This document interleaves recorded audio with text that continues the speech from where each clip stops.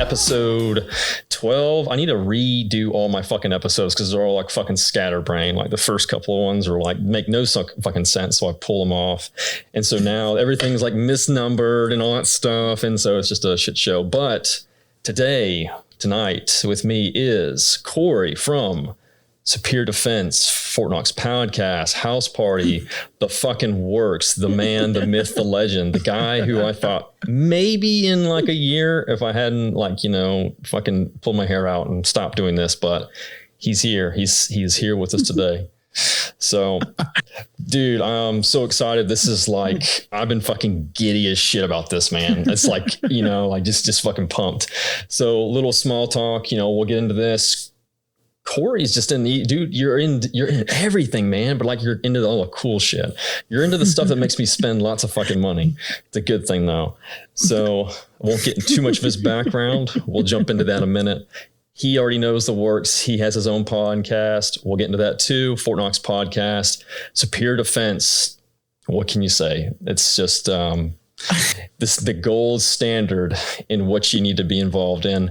And House Party was one of the most convenient fucking things I've ever had because it came around right at the same time that I needed stuff. So we'll get into that too. But first, let's discuss the outline. So as we're going to cover his businesses, everything he's associated with. He's built up the media mogul, man, this guy, all the umbrellas that he's involved in. Next thing I turn around, I see something that I really like. And lo and behold, there you are, bro. There you are. You're the king of it. You're in the king of it. Mad respect. So we'll cover all that. Anything he's got in the works that he is willing to discuss, maybe hype up a little bit. And then from there, we'll wrap it up and talk about shit outside of work, all the cool shit he likes to do, and we'll get involved in that. But as always, the transition into the 3 questions that I always love doing, and most people hate because I always fuck them up somehow. So my first question is, and this is actually, I'm actually really curious because you've got the style, you got it, West Coast stuff. You're all West Coast. I saw it today. You're like West Coast till you die. I respect it, bro. I fucking respect it. I like the weather. The weather there is so much fucking better. So question number 1, I think is definitely in that roots. What is a style that you wish you could pull off, but maybe you just don't feel like you want to, or you just don't feel like you can't, but you fucking wish you could? All right. First off, dude, thanks for having me on. Oh, absolutely. I don't know about a whole ass year of waiting. You could have just bothered me and I would have done your first episode with you. Fucked up. But to answer that question, also thank you for hyping me up so much. Like I said, I'm just a dude. Maybe I might be a dude playing another dude, but let's see. For your first question, I'll hit you with this one, man. All right, let's do so because I am a West Coast guy, I grew up in California, so that has a lot to do with the stuff that I'm into, and sure. I hate saying vision, but my vision of what Superior Defense or House Party or any other stuff, man. There's a lot of styles that I really wish I can do, but I can't because I don't want to be a culture vulture. You know what I'm saying? Yeah. Like if I could do like Chicano stuff, I would be super stoked on that. I'm not a cholo. Don't have that background, so I can't do that. I wish I could do that. A lot of the West Coast, like super gangster shit, whether it be rap or like I said, Chicano stuff, just can't touch. But I respect it so much. And I mean, the reality is I love it. Right. So I would go with Chicano would be the one style that I wish I could get into and use, but can't be a culture vulture and go ahead and steal that one from them. I understand that too. Like, it's like, it's like one of those mutual respects. Like you can see it all the time. Like, motherfucker, I fucking can't touch it. Like you said, that's dope, dude. Absolutely. So with culture, with the design style and stuff like that, it comes the number one thing, the bane of all existence, money, bro, money. Because if you want to look good, you have to pay to get the style. So I always will ask, something like this week, I always have an overlook, and I'm like thinking, what the fuck did I spend money on this week? That was just a fucking total waste of money. Like something I just just one of those things. So what is the biggest waste of money that you spent this past week? It can be a fucking cheeseburger that you wish you hadn't gotten, or it could be this really nice camera, something you just absolutely didn't get. Let's hear it. fuck, man. So the biggest thing with money and wasting money, as most people see it, right, is my biggest one is gonna be steaks. I haven't had a steak in a while because of COVID, right? Like, because of all the world shutdown shit, all my steakhouses are shut down. I'm not able to eat inside because all these places are fucking closed. So steaks have been the one thing that I wish I could be wasting my money on. Like, I absolutely love a filet, dude. And good, man. I was just about to say, I was like, well, we talk about steaks. What's your favorite cut? Good, man. Dude. I fucking eat only fillets, and Perfect. I don't eat bone in because I'm a lazy eater. I don't want to work extra hard to get something that I feel is the same end result. Absolutely. Absolutely, dude. So I'm the same way. So like, it's funny. Like, I feel like I went through a kick of steaks and I was like ribeye, like I'll get nothing but a ribeye. And then like, I actually got like a really good cut of filet. And then I just nailed it. And I was like, fuck, I was like, fuck ribeyes, fuck that. I'm filet forever. And I just, I'm with you. Like everywhere I go, it's just it's perfect. It's the perfection of everything. The other thing too, man, with Vegas, because, I moved to Vegas or whatever. Right. It's super crazy here how many steakhouses exist. And the one thing that most people, or at least guys, if you've been to Vegas that are on the West Coast that have been going to Vegas forever, probably remember, their grandfather or their father or whoever else in their life, uncles, whatever, talking about prime rib. I do not eat prime rib. That shit is for old people. Hell yeah, dude. Honestly, I don't even know when I had a prime rib last. I don't know. Maybe I have never even had a fucking prime rib. I don't know, dude. Maybe I have. Maybe I haven't. Yeah, I'm gonna. I'm just gonna stick to the fucking fillets. I'm with you, dude. I'm in that same boat. So again, we're back on this West Coast, and I like targeting this because for me, I'll admit it, I'm East Coast, so it's like a complete like even though. It's like that culture vulture shit's coming back up because like I really wish I was fucking West Coast because I love the style, like everything that looks, the aesthetics of it. It hits home with me more so than East Coast. No offense to fellow East Coasters, but this is something that I think it's really I'm curious about too because I know you're a big music head. You like music. What is the most underrated musician or rapper? Any band, anything. What's like the most underrated musician you have that people should listen to? Cake. Dude, it's so crazy because I say Cake and Primus are like those two bands. I've seen both bands multiple times. Cake live is fantastic. That dude's interaction with the crowd is fantastic. And Primus, Les Claypool, is just out of his fucking mind to begin with. But those are both two bands that I really dig on. And music is one of those things, as I see your outline, right? You talk about, who traveling merch ball stuff. Yeah, dude, I can go on all day long about kooky bands and shit you should be listening to because the thing is Cake is not like Primus. And most people who've ever listened to Primus are just like, I can't get into it because it's just fucking weird. But in the same breath, I'm like, you should be listening to Sade. But see, I'm kind of like with you now, and I'll be transparent. Cake sounds familiar, like the name sounds familiar, so I may have seen it in crossing, or if I hear the song, like okay, yeah, I know that song. But Cake, dude. Cake for sure. All right, I'm just having a brain fart then, and maybe if I see the front of the top song or something like that, I don't know. I blank out. It's funny because I say to myself like I listen to anything. Like I listen to anything. People are like, oh, anything? Yeah, fucking anything. Like fucking classicals all the way to heavy metal, fucking anything. Anything in between. The thing that kind of put Cake on the map is that they had that song. It's called The Distance. And that's he's going to distance. Oh, yeah. And the short skirt, long jacket. Yeah. Okay. But then they have really good covers. Like they do a War Pigs cover. That's really good. If you see them live, it's fantastic. Sweet. But yeah, man, underrated. I think more people should get into Cake. Dude, yeah, it's like I'm fucking pulling them up right now. Yeah, I know exactly who fucking Cake is.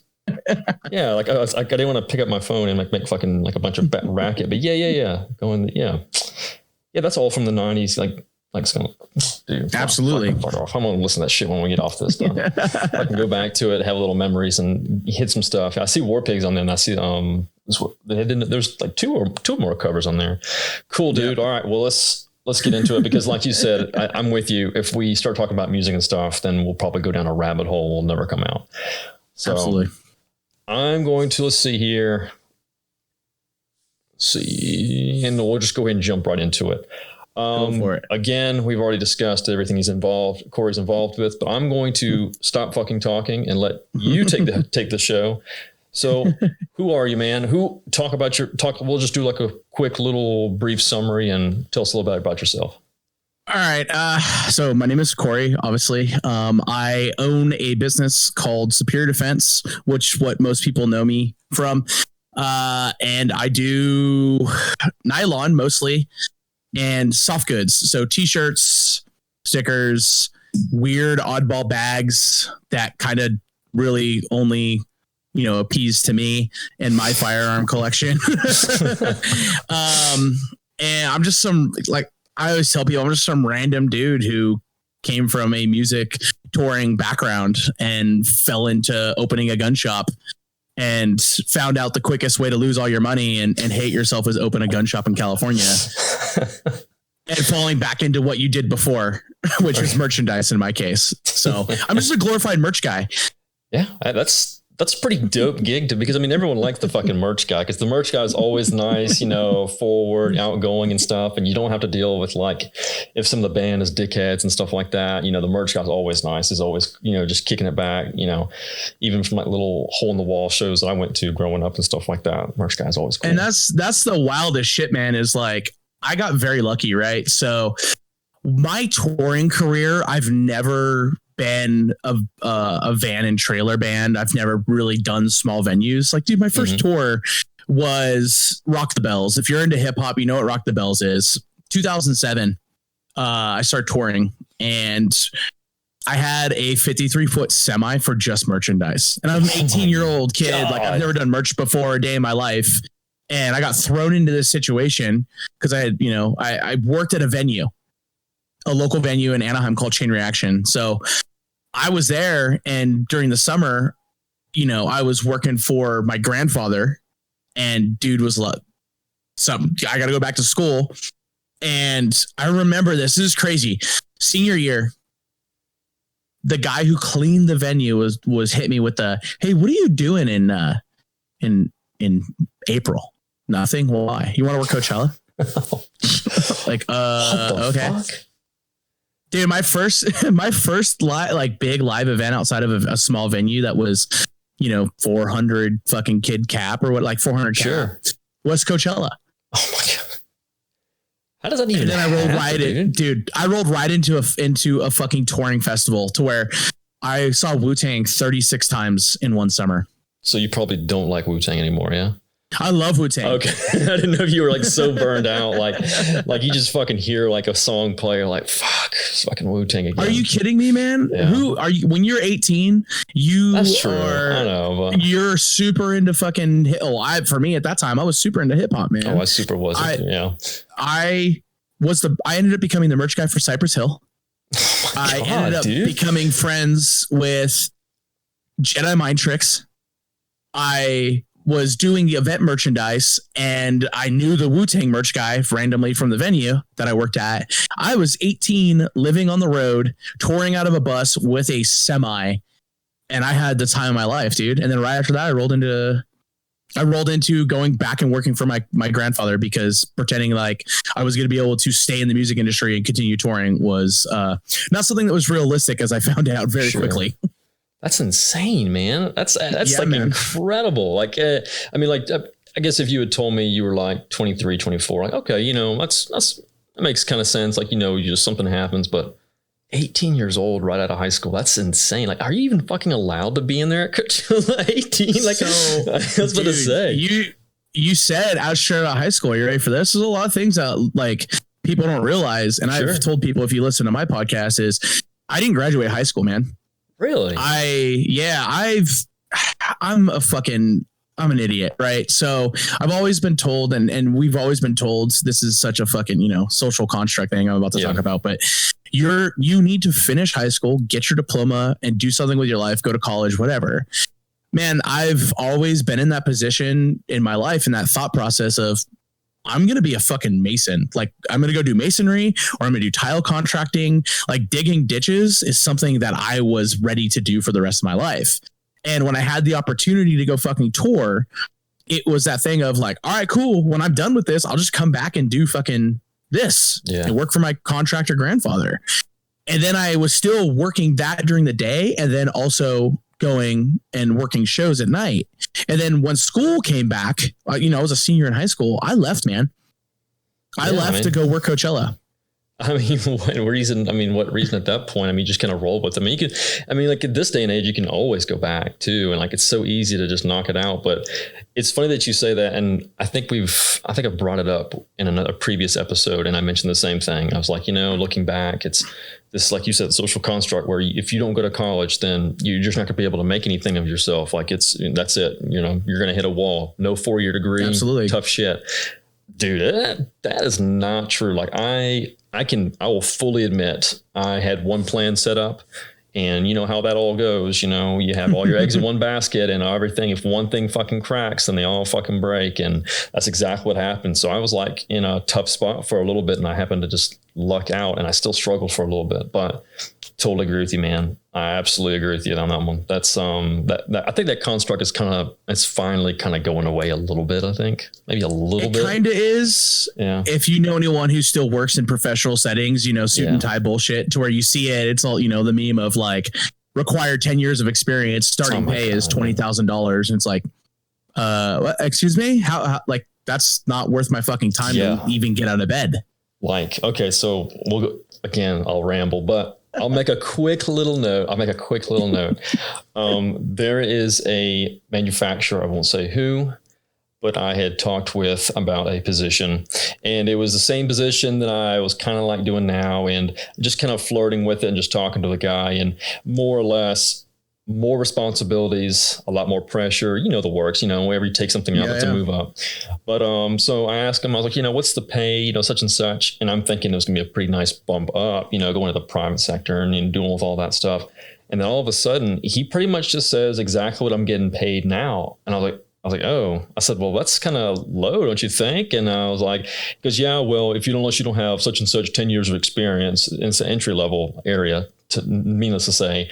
And he's like, and we can price this, this salary really low because everyone wants this job. I was like, okay, so you don't want someone experienced or with more experience and pay them a little bit more. Instead, you would rather just lowball the shit out of it, fire them if they don't work out. So yeah, I'll tell you after who that is. And it's crazy. Like I have, hand people even hit me up and be like, hey man, like, do you want to do our social media? I'm like, I hope you realize that most dudes who do social media, just posting on Instagram, babysitting Facebook, babysitting random blog posts, that pay starts at 75 grand for most real businesses. Damn. It doesn't surprise me. It's a full-time job, dude. And we're going to hit into that now. We'll hit into that in just a second, though. So let's talk about it. So you just got into it where you just went straight from high school, jumped into this, didn't even bother with it. When did your firearm interest begin? Like what piqued your interest with guns, firearms, just the industry? This is an interesting one because most people, when you hear people talk about their firearms interest and how they got into guns, it was, oh yeah, man, my grandpa used to take me shooting and fishing and blah, blah, blah, other shit. Or my dad. My mom was super anti-gun. Yeah. And I didn't get my first gun until I was 18. And it's kind of fucking wild because here I am about to say some shit that it's not going to shock anyone. Right. I bought a shotgun and I didn't tell my parents. And then I was living in California. I was 18. I had 10-day waiting period for California. Right. On my 9th day, I came home and there was a Smith & Wesson catalog sitting on the counter. At this point, dude, I was not allowed to go paintball. I was not allowed to play with airsoft guns. I think I wasn't even 18 yet. So these decisions I wasn't making these decisions because it's hey, motherfucker, you're 18. You live in my house, my rules. I'm like, all right, cool. That's fine. And then I turned 18, bought that shotgun. I actually bought a Mossberg 590 A1, but no joke, 9 days after that, my mom, so I don't know what happened. She just decided it was time to buy a gun for, self-defense for the house. And I was like, yeah, I actually bought a shotgun. And then from there, it was kind of all downhill, man. Like I had to wait until, however long to be able to buy an AR. And I made the mistake of buying an SKS and all the Mosin and just all the just like terrible keyboard shit. Yeah. But the worst part for me is M4 carbine. And that's really where it put me over, dude, is I just kind of started seeing guys building not even clone guns, but stuff that I was really like, I thought was cool. Right. And of course, living in California, you're like, I need this. Oh, that's an SBR. I can't even own that. I don't understand why I can't own that, but I want it. Yeah. That's really how my interest happened, man. It's not even from Call of Duty. It's not from, just I think it's just generally just being a fucking shitty BMX dude. And my friends had shotguns and blew shit up in the desert. And I want one of those. Yeah.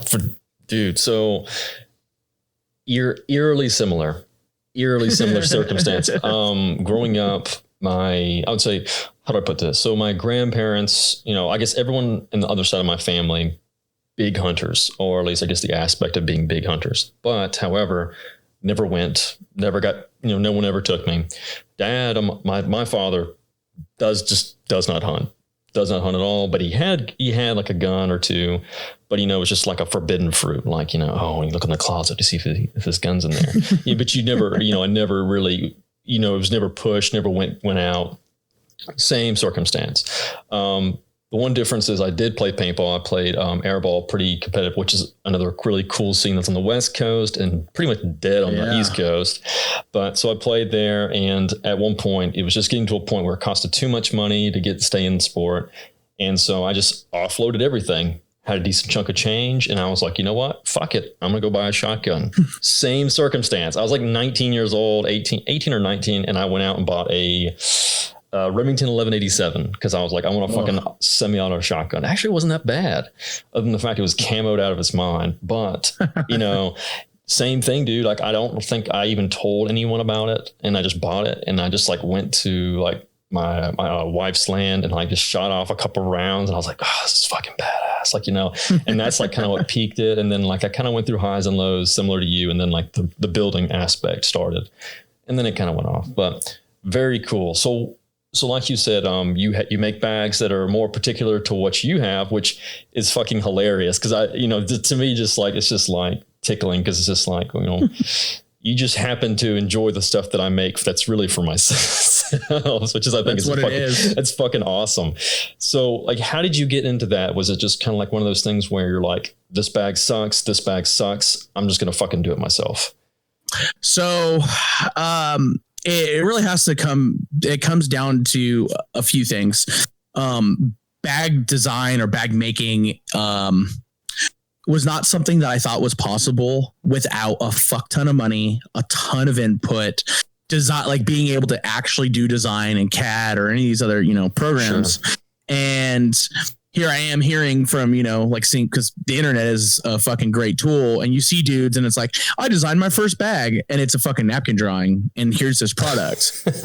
And then pause on that and then moving back. So with my shop, it had, kind of been this thing to where the shop was done and over with. I had moved to Vegas. I kind of it dwindled a lot because some weird life experience shit. I kind of fell back into full-time touring, and I remember this. I was on tour with A$AP Ferg, and I came home, and I was in between a super random tour that I was supposed to finish and then pick up, and I had this rifle bag, and it was cool for what it was, but it wasn't what I wanted. It's the same situation with most people, right? What I wanted didn't exist, so I needed to make it happen.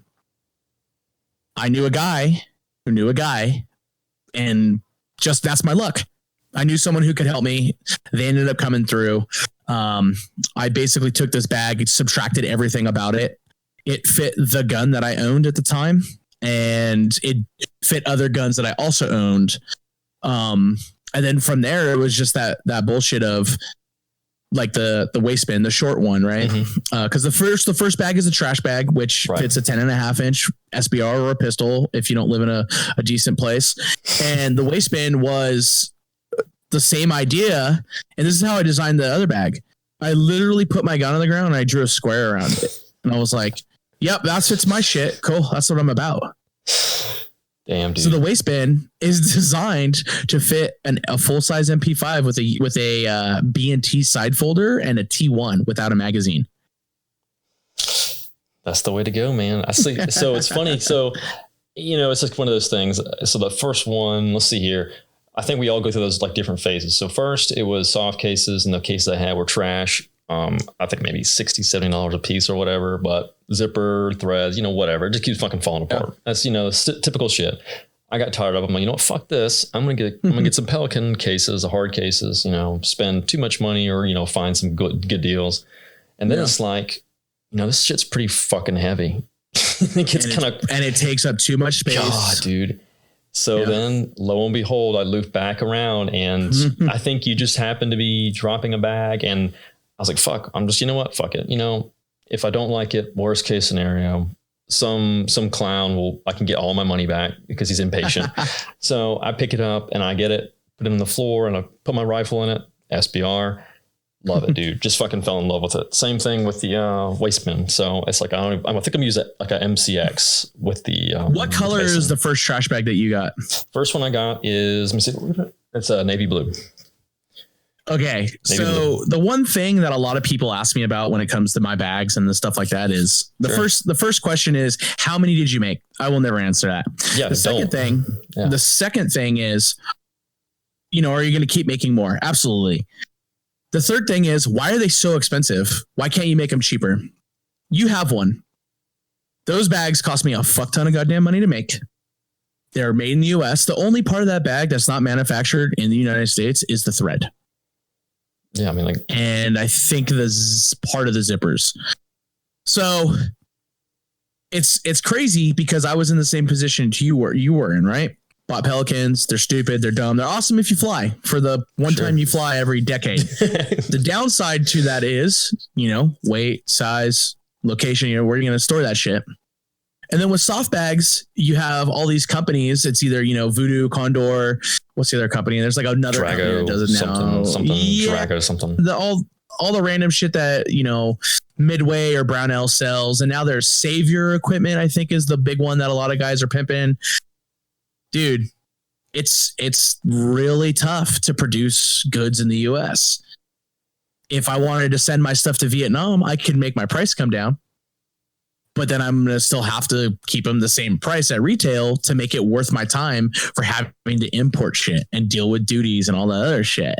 So it's crazy. The trash bag it's not what I intended it to be. I intended it to be a cool bag that I wanted a handful of people to own because they also appreciated nice US made bags that weren't LBT or any of these other companies. And like you said, if you didn't like it, you could sell it. You can get your money back. Yeah, absolutely. I never intended it to do that, dude. It's fucking crazy. It is insane. How wild they are, dude. Yeah, it is insane. But that's like, I haven't really gotten an argument with anybody, but like trying to justify something to someone. It's like, okay, same thing with your fucking phone. Like you buy a phone, you know how much a phone is. You use it all the time. Okay. Well, if you're going to use a bag all the time, you want it to hold up, you want it to stay together, not fall apart. You want it to be made in the US. Well, like you said, that costs fucking money. And unless you're like building them like in crazy amounts, like crazy stock, where it's detrimental to you, because then if, one day it falls out of style or people are ready to move on or they don't like that, because you get to do the all same color run and stuff, because otherwise, every price is going to change per run. Then let's like fuck off. Of course it's going to be expensive. It's really not that bad. Thing too, honestly, it's not when you think about it. And the craziest part too that a lot of people don't realize, and you said it, you want it to be made in the US. Well, because I'm actually a bag person, I am a weirdo and I own, multiples of the same color. Oh man, almost died. Of most bags. My introduction to bags was Go Ruck, and Go Rucks are so controversial. in the bag world because it's an expensive Cordura bag that is one big pocket, 2 or 3 rolls of Molly, depending on what model you get. Mm-hmm. And that dude stopped making bags in the US, and his Vietnam stuff, which is imported, for the most part, dude, is nicer than the US manufactured stuff. And people don't want to have that discussion because the reality of it is, and you can see it in gear. If you're going to start a gear company today, where are you going to hire sewers from, dude? They're probably going to be from a certain part of the world. You know what I'm getting at. Yeah. Why don't you just go to Vietnam and do Viet made bags? They've been making bags successfully and at a higher level than most other countries for the last 30 years. Yeah, that's true. I mean, like, it's like the whole story of like, why try to recreate the wheel if someone's been doing it and they've already, nailed it and they've already got it down. That's kind of like this weird. Yeah. I mean, you're right. And I'm trying to think, there was something similar that someone had brought up about that too, with it being US made. I'm not saying that US workers are any poor, but like you said, right. If they know what the fuck they're doing and they've been doing it and they're experienced and, this is all they do. Right, absolutely. And the thing, like in the firearms industry, if you look at, or even gun game, right? If you look at the gun game and you think about bag companies, do you want to buy a bag that screams, I own a gun? No, that's why you don't buy 511. That's why I shy away from Vertex. Like there's so many of these companies, you can throw an MP5 that folds up in a JanSport and no one would know the fucking difference. Yeah.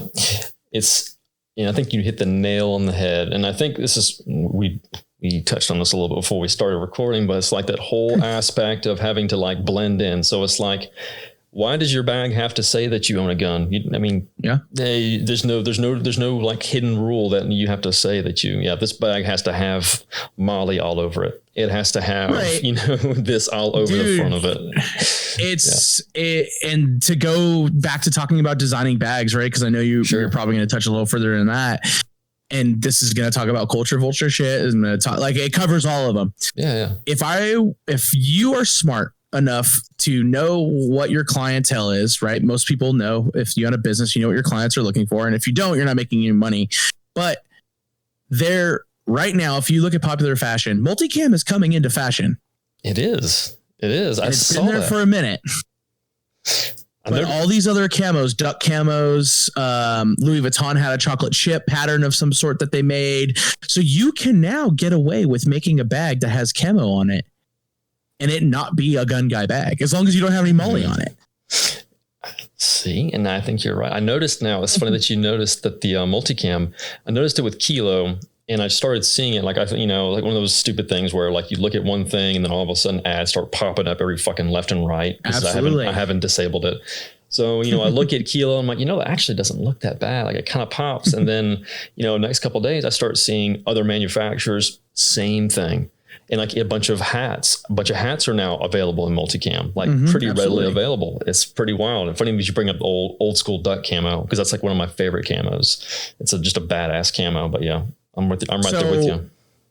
How we know and how you can kind of base it, right, is if you look at hip hop from a fashion sense, you see a lot of these cats, rappers, whoever, hanging out with fashion designers.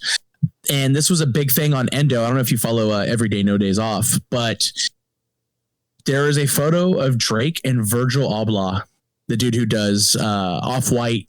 And he's still one of the head designers for Louis Vuitton. There's a photo of them together wearing multicam Arc'teryx leaf, dude. Oh my God. It's here, man. Insane. It's not going away. That's insane. Yeah, I mean, because as soon as he touches it and gets a hold of it, then, regardless of if you like or don't like Drake, but he's always in the middle of everything. He's always got a pulse on it. So damn, that's dope. Man, the other thing too about that, man, is you got to remember that camo has always been in fashion and high fashion. M81 has been cool for so long. Yeah. Outside of fucking Vietnam BDUs. Right. It's kind of crazy to think about that when you actually like sit down and think, maybe other than like, hopefully not digital or some shit like that. Careful what you wish for, man. I'm going to start making ABU fucking things outside of tote bags. Oh man. That's right. You did have that, didn't you? I'm trying to remember. Yeah. I'll be honest. Like, it's funny because like when it first got released, I was like, oh, that's really cool. I think I was like in high school. And then like, for some reason, like the more I saw it, the more I was just like, I don't know. It's like maybe it's because I just saw it everywhere, like tacky, like promotional shit, like just had it plastered all over everything, and people can't afford to have multicam, I guess now. So but yeah, man, it's funny that you say that. That's dope. Maybe I have to give it a second opinion. I just need some other people to justify it. Don't do it. Don't do it. Don't give any opinion to any ACU, ABU, anything digital. AOR1 is acceptable because of the guys who wear it, but outside of that, it's fucking trash. Yeah, that's fine. Oh, cool, man. So like you did touch on the designing part. So when you make a design, and I remember you discussing like, because right now, so I've got your waste basket and I've got your trash bag, and full disclosure, I bought them way before you'd even notice me. So not to say someone's fucking saying, oh, you're just, no, they're dope bags. They really are. They're good bags. But I do want a book bag. And I'm going through the same loop of going through book bags and realizing the shit that's on these I don't want. And now I'm like stuck in a hole. So I'm like, I'm waiting. But I did notice that I remember you posted one time, I think it was on the short bus, and basically you had been carrying it, using it. So with that being said, what is like the time input in designing, and maybe not designing, but more like, using it, wearing it, like this is the bag that I want. Like this is exactly how I like it. So I will tell you the exact timeline of how I ended up at the short bus. Sure. 2016, I bought my first GoRuck. I carried that on tour. I bought a GR1, 20, whatever the bigger version of it is. I think it's like a 27 liter or some shit like that. I bought one of those, and I loved it. And a guy named Matt Bradford, actually, he's been on my podcast a couple of times. He's the one who got me into the bags. So I buy his GR1. I love it. It's the fucking coolest thing ever. It's not a JanSport. It's not an East Pack. It's not any of these other shitty bags that you would find at, any big box store. Right. And I remember paying $375 for this backpack, and literally I waited 6 months to get this M81 GR1. And I waited, I got it, and I was fucking stoked on it. Then as I found out, as time goes on, and especially if you start talking with EDC guys of, what shit are you carrying? What are you carrying the most? Well, when I'm on tour, I need to be able to carry a computer. I need to be able to carry the charger, all the shit that goes with your computer, an external hard drive of some size, and depends if I'm selling or the venue selling. Then I would carry, a credit card machine or squares, all these little tedious things. And when that was happening, dude, I kind of found out, oh no, I'm a fucking bag nerd. I care about how my bag is situated. So I switched back and forth from a smaller GR1 to a bigger GR1, and then kind of broke stuff down from, within those two bags, those two sizes. And meanwhile, I had actually owned multiple GR1s, same sizes, different colors. I meet Gear Whores. That's like fast forward fucking 2018. Mm-hmm. Yeah, 2018. I meet Gear Whores. He does a Citadel. I get my hands on a Citadel, and I'm like, hey man, I want this bag, but I want it in DCU. So end of 2018, early 2019, I released a Citadel with him. And it just didn't sit right with me. It's a fantastic bag. I love it to death. It was too big to be an EDC bag for me, because somewhere along the lines, you buy and sell and all this other shit. It's like gun parts, whatever. Like I bought an LBT 3-day bag. I've owned all these other kooky, chrome, and I've never bought Mystery Ranch. I never understood the fucking tri-zip thing. But for my needs, I basically just need my computer to not go anywhere and to hold cords. Sure. So the design process on this was this exact thing. Hey man, I love this backpack. I need to get rid of all of these features. I don't give a fuck about water bottle pockets. I think they're fucking corny. I don't care about this stretch material, because if I have something in there I don't want people to see, and its only space is in the front pocket, I don't want that. And I understand the X pack or the pack light stuff inside, but I want mesh, because I want to be able to open it and be like, fuck, I forgot my cord. It's faster for visual stuff. So all of these things have come with time, with touring. Been around the world, man, multiple times with the Go Ruck. Been around the world with the fucking Pelican. You know what I found out? I don't need to carry a Pelican to fucking Russia to fly to fucking Spain, because that bag cost me $700 to travel with it because of the weight. So over time, I've refined my carry, and the short bus is where I've landed, dude. It's the size I need. And I actually carried a short bus sample bag, not even a final sample bag, for about 4 months, doing shows here locally in Vegas, some traveling to go see my girlfriend's family back east, lots of day trips. So both by car, by air, and it just ended up being the bag that I needed. And that's where we're at now. Very cool. So it's kind of like what you're just saying. Like, I'm just kind of going, I think that's what's going on now. Like, I'm going through these things. I'm noticing one thing. I don't need this. I don't need that. Yeah. It's funny that you bring the Mystery Ranch. I got a good deal on one recently, and I was like, fuck it. Why not? It's a pretty cool bag. What size is it? It's the Urban Assault 20 liter, I think. Okay. Yeah. I was actually gonna get one a long time ago, but like what you said, it was like the fucking tri-zipper. I was like, I don't fucking get it. It's like, dude, it's like opening a cadaver. Like, that's the best way of describing it. But I kind of like it in a weird way. Like, I kind of like, it's almost like it's like a bottle almost. Like, you just open the bottle up and then you just get inside of it. But I don't know. Like, I can't tell if I like it because I paid for it, so I'm just it's like growing on me, or if, I'm just forcing myself to like it. But I don't know. But yeah, definitely it's a little big. Man. It's definitely a tad. I think it's a tad too big. But for like just a general EDC. There's a big thing within the bag community. There's a handful. If you're actually genuinely interested in bag stuff, and anyone who's going to listen to this, you should be, if you're on Facebook, you should be joining Perfect Pack or Carryology. Carryology is one of the raddest websites. They're the dude who does Carryology, his name is Taylor Weldon. He's been on my podcast a couple times. Yeah. He is a fantastic bag designer. He's been designing bags for a long time, but he and I, like, we talk often about, it's weird how this exists, and I don't really understand why this exists with a lot of different companies. And getting a praise from that dude is one of the fucking best things that ever happened to me, because I don't consider myself a bag designer, dude. I consider myself a guy who likes bags and has the understanding of how to make it to what I need it to be. In the least creative and least like hands-on way, that's me. So I don't want to take too much credit from anyone, because I didn't do a lot of things. But with bag stuff, man, I've said it before, and I'll tell you, and you might agree with me on this. There's no such thing as a perfect bag. There's a perfect situation for that bag. Yeah, that's, you're totally right. So I'm not gonna go on a little story or anything like that. Like I've done like fucking 5 times already, because I just start rambling. Blame it on the Adderall, bro. I don't know, but yeah, man, I think you're totally right. Like, I've made that joke, like with beer and stuff like that, or like, doing anything. It's like, oh, well, how come you never get a 5 out of 5? Like, because there's no such thing as a fucking perfect beer. Like, obviously, idiot. Like, it goes for anything. Like, there's no such thing as something perfect. So, but like you said, it's like situational.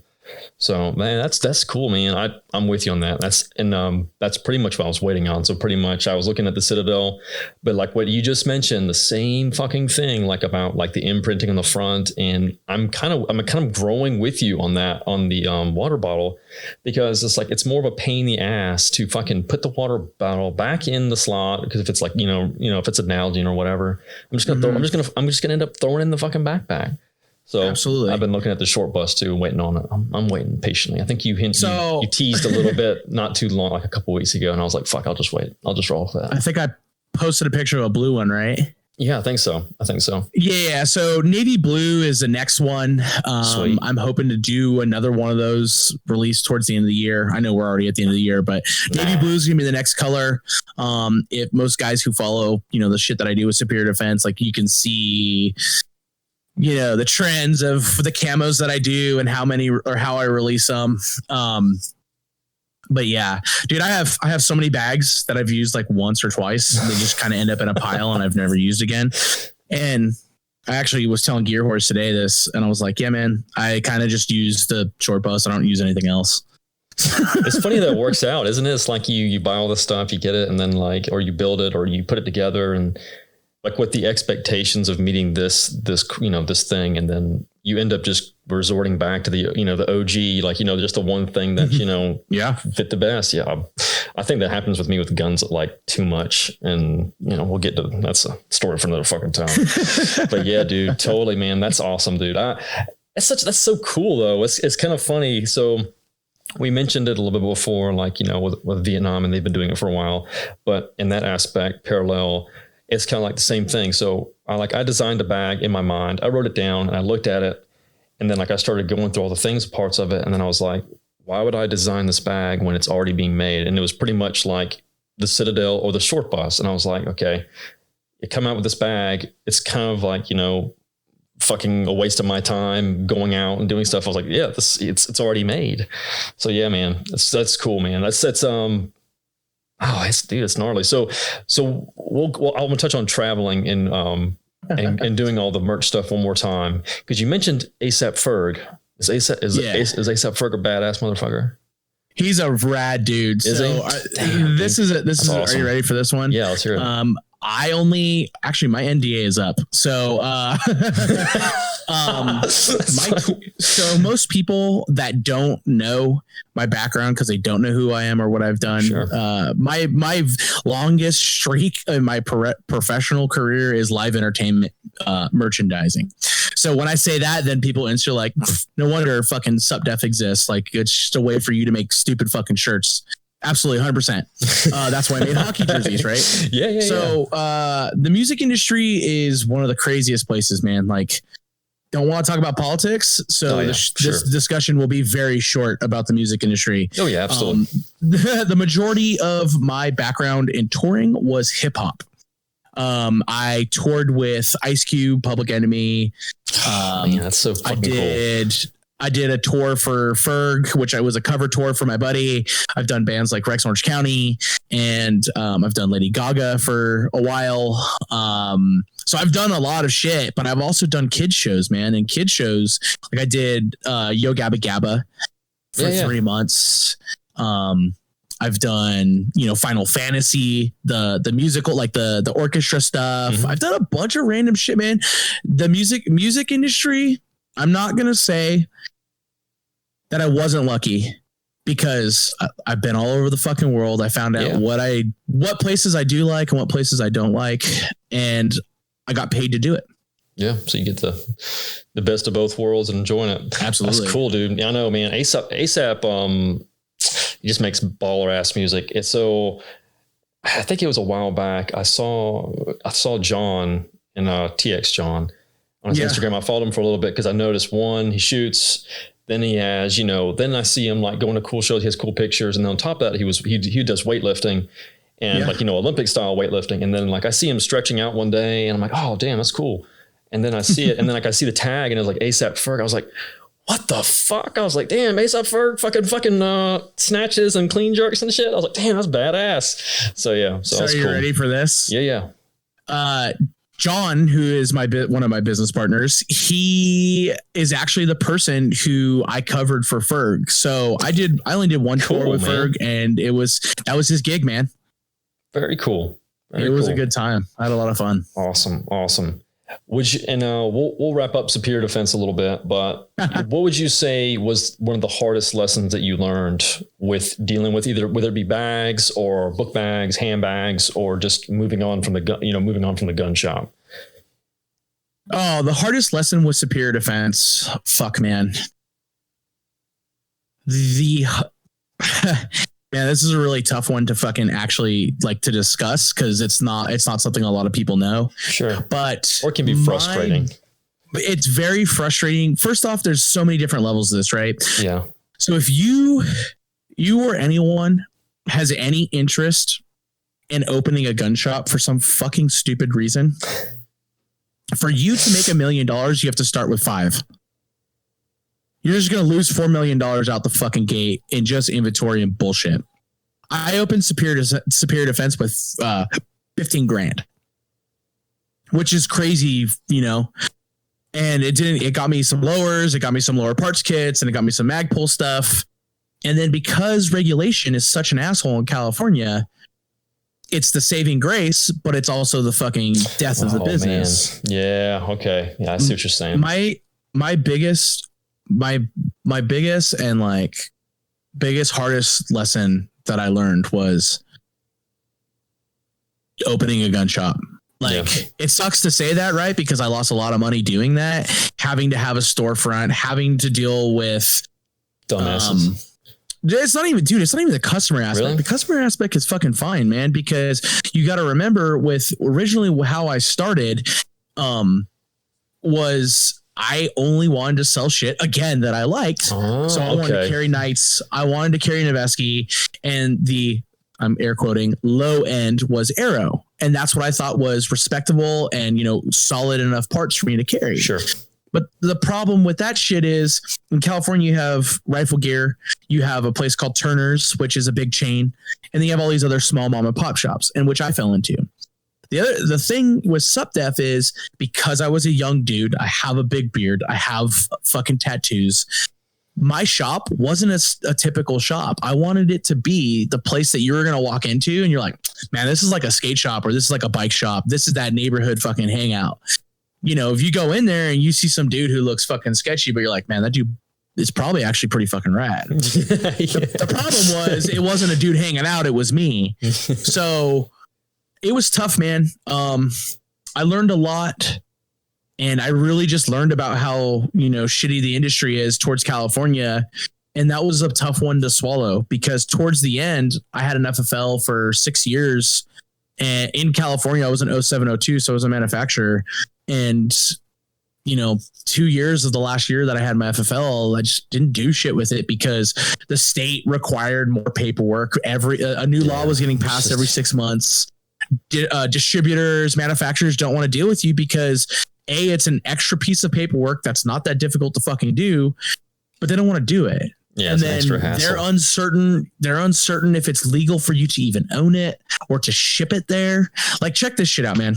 And this is gonna be a long ass episode because I could talk about this because it's cool, dude. It should be told, like, people need to know this. Yeah, of course. If you're a dealer in California, you have to have what they call it's a California Firearms License, CFCL.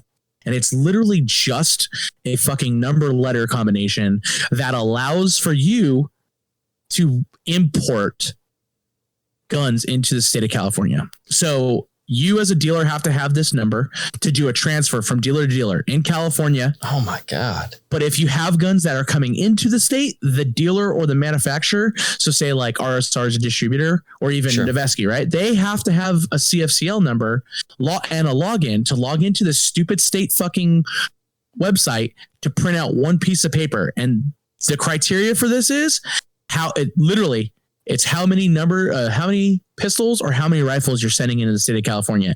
It generates a fucking number and you print that out. You put it in with your normal copy of your FFL and you send it to the dealer in California. That's one of the fucking things you have to do. Right. And it's free, but if you receive a firearm without that document in the state of California as a dealer, you're supposed to fucking return that gun back to the dealer or distributor.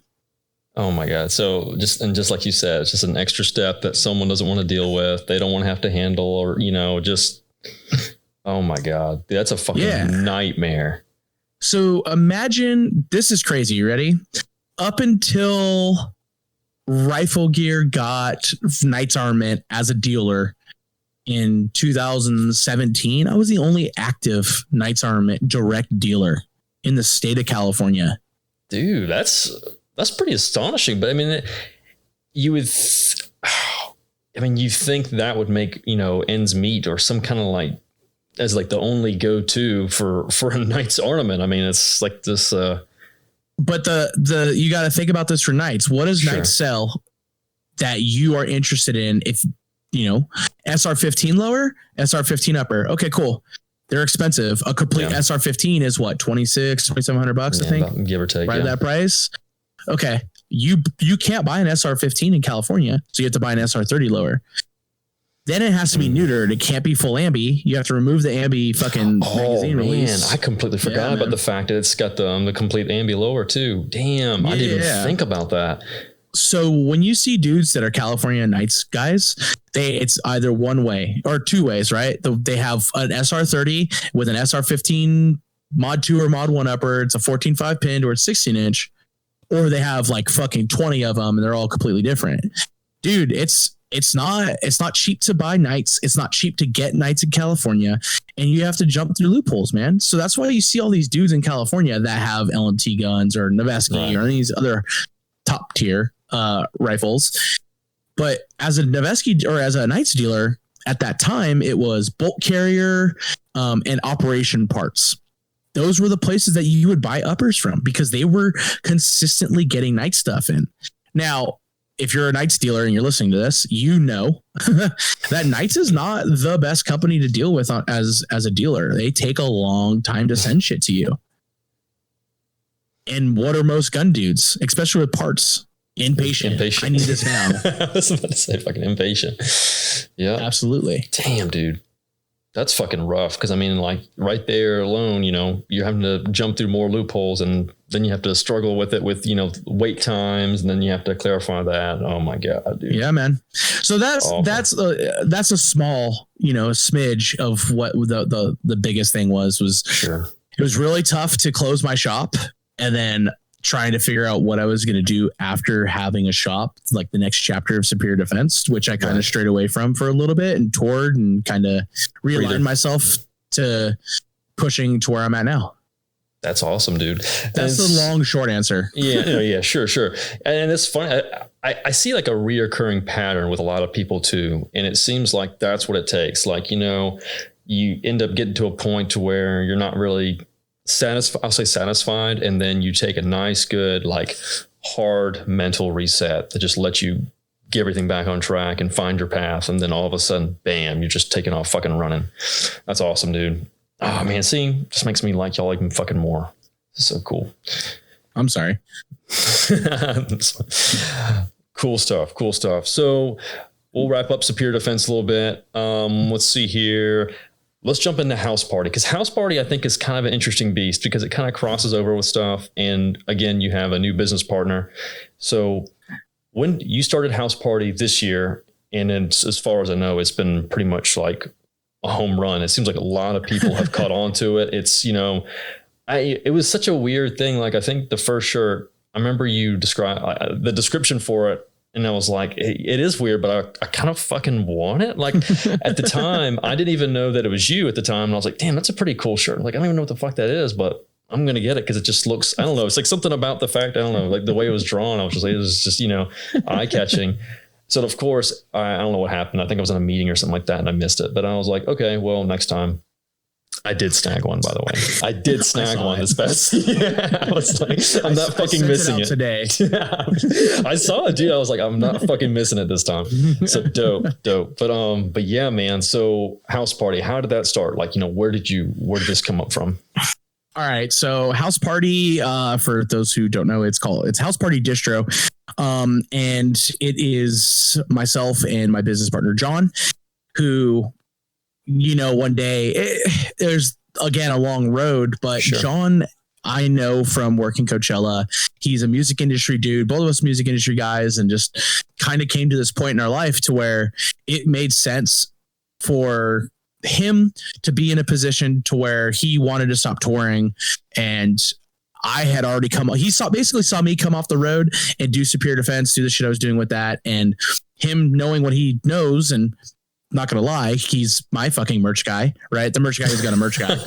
And dude, it was one of those things. Like, I was tired of telling people who my source was, and my source wanted to figure out a way into another industry, which is booming, which is firearms, right? It's sure. Seems like to be the only industry that's still fucking blowing up. Yep. Just because of, you know, politically driven, whatever. Mm-hmm. So John and I came together and we decided, you know, hey, let's do this.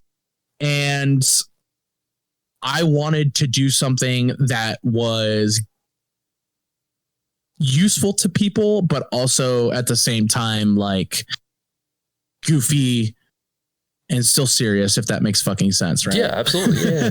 Yeah. I mean, just like something that's not as just uptight every single second. Yeah. It's just a nice, relaxing, kind of cool, chill. And the other thing too with House Party is because we are a merch company, right? So if we produce your stuff. Mm-hmm. You do. So right off the top of the gate, man, like Superior Defense, does some stuff for Bricks and Mortar, which I know you've had on the podcast. Mm-hmm. Pre-Sample Depot. There's Wasteland Kooks. There's so many other people that we do stuff for. And there's some bigger names. Obviously, we like to fuck with the dudes that are cool, that we want to support. And that's the thing that doesn't exist in this industry, man. There's no merch companies. There's a lot of guys out there that are trying to figure it out for themselves. And merch is a kind of difficult fucking industry to navigate, because what shirt should you be printing on? Hey, is this artwork good? And the thing is, if you're a fucking screen printer, that's what most dudes are like, oh, I need a screen printer. Okay, send me your art. Are you going to know that 15 colors is too many goddamn colors and that shirt's going to cost you $26 to manufacture? No, you're not. And then you get this bill for $4,000 for 72 shirts because holy shit, this shirt cost me $30 and these blanks are expensive. Yep. You're right, dude. And John, I will give full props to John. So first of all, very cool guy, easy to talk with. I haven't actually spoke with him in person, but just conversating back, figuring out stuff, totally helpful. The only reason I knew what shirt to get prior was because it was the shirt that I had bought from, I think it may have been Wasteland, one of the shirts that he was already producing. So he pretty much reaffirmed, like, yeah, great shirt. So first of all, I'm gonna skip the first shirt that I got done, but the second one with the bad ombre, I had it pictured out in my head, and the front logo, just this is a straight, complete credit to him. I look at it and I'm like, the black just does not look right. Something about that tone does not look right. And I sent it to John and I said, hey man, give me your thoughts, man. Just, what you think. And I had it as black, and then I sent him a green one, and he was like, hey man, he was like, actually, I changed the color to red. He's like, tell me if you like it, but I like it. It looks really good. I was like, oh my God, it's fucking just, nails it. Like you said, he just knows his stuff. He knows exactly the good look, the merch guy of a merch guy. But yeah, totally right, man. He's awesome. But he's been so helpful, even like with fucking hats. Like I'm having a fucking conniption with hats right now. I didn't realize how much of a fucking migraine it is, but I'm going through that now. But he's been totally helpful. So he's pretty much kind of helped me guide me in the correct direction. The correct direction. Yeah, dude. And then a lot of the things that people also don't realize with merchandise, and to push, House Party a little bit further or harder or further is like, it's a brand, man. Like I have an understanding of the shit that I like and he likes, and, we're on the same page. So it works really well for us. But the stuff that I'm not going to do with Superior Defense, I can do with House Party. So cool. A lot of people are starting to see that, and I'm not pushing House Party as, the next Sub Def. Right. It's my other business, and our business is making merch. Now, going back into what you're talking about with hats, dude. A lot of people don't realize that there's weird legal fucking use stuff when it comes to brands. Like New Era is one of them. If you buy enough New Eras, they will flag your shit, even if you don't buy it directly from them, and you have to get artwork approved. It's insane. Yeah, man. Same thing with doing embroidery or printing on Nike. Like when you buy Nike stuff or Adidas or any of these other companies, like big sportswear companies, technically you can't print or embroider on those things. I wondered about that. Yeah. By buying their shirt or their jacket or their hat, you are signing a fucking, legal use of shit. Makes Whatever sense. the legal term for that is. Yeah, I'll ask my lawyer. I'll shoot him a text a little bit. I say that all the time, like I actually have someone like on fucking retainer, but it's just a buddy that I ask legal advice occasionally. So I got one of them too. Yeah, don't worry. It's good friend to fucking have. But he's an awesome dude. Absolutely. But it's awesome. But see, that's kind of you being able to recognize that you don't want to steer away the direction of Superior Defense and take away from it. But then also, like you said, kind of add like a different, whether it be a different style or whatever. Man, that's awesome. Yeah. And it also too, dude, like we've already done some collabs with some other, smaller companies, and not saying that my shit is important, but I wanted to do some stuff with Privateer Group. And we did that shirt. And I wanted to do some IFACs, which I didn't produce. Those were produced by Privateer Group. And I love it, dude. That artwork turned out fucking rad. I'm super stoked on it. So those types of projects are things that we're going to keep doing, you know? But yeah, it's there. There's a lot of stuff that, you know, on the foundation are, I'm fucking stoked. That's all it comes down to. I'm super stoked on it. I think that's what makes up 90% of it. So, I mean, when you're excited and you're, you know, happy about it, bam, that's all it takes, dude. That's, oh, man, fucking jealous. Like I said, dude, it's funny. And I'll tell you this quick little story. This is the quality of shirt. And I'm not bullshitting people who have bought the shirts that I got made. House Parties made all of them, but this is the quality. This is how good they are. I wore one shirt and I was talking to a guy, and it was someone that I deal with at my day job, but it was like an off day and I was swinging by, and he goes, "Hey man," he goes, "Oh, who's making your shirts?" And I was like, "Oh, you know, it's these cool dudes out of, I think it was out of Vegas, and it's called House Party." He's like, "Oh, okay, cool." And I was like, "Yeah." I said, "They kind of just strung up about the same time. And, you know, I like a lot of their other stuff. So I just string along." I was like, "Oh, cool." And he looked at it. He's like, "Oh, you mind if I see the design?" And I was like, "Yeah, that's fine." I looked at, you know, turn around. And he's like, "Is this direct to garment?" And I was like, I have no fucking idea. He goes, "Well, I hope it's not." He said, it's like really well done, but it looks like it's direct to garment because like there's no, you know, such and such with the screen. It doesn't look like it's screen printed. And I was like, "I'll be honest, dude, I have no idea." Like I you know, because, well, you know, this is kind of like, I'm not sure how much you're paying. But this is kind of, he was actually trying to get me to make me buy more shirts at the exact same price that I was paying for less shirts from y'all.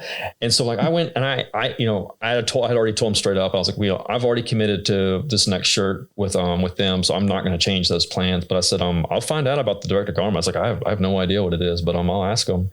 So like I shot John an email and he was like, "Oh no, man, it's all good. It's, they're all screen printed." And I was like, So I shot the guy an email back and just say, "Hey, by the way, just let you know, they're not direct to garment. They're all screen printed." And he was like, "Oh, that's really impressive." And that was like the last I had talked to him. So yeah, so it's insane, man. Yeah. They are crazy good quality. And I've had nothing but compliments on them. Like not even just the shirt itself, like comfort, but actually like the actual work done.